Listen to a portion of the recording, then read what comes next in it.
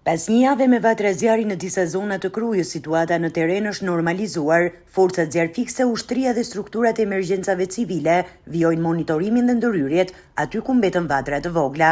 Në lagjën Abaze, ku zjarri u shfaq fillimisht të shtunën e kaluar dhe më pas u përhap në rrethinat e qytetit, të gjitha vatrat janë izoluar.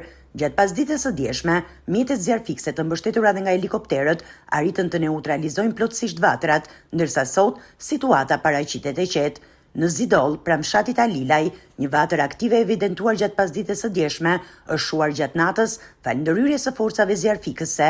Edhe në këtë zonë, situata aktualisht është nën kontroll, ndërkohë në Boj, pranë kurorës së Pishave, vijojnë të jenë aktive 2 vatra të vogla.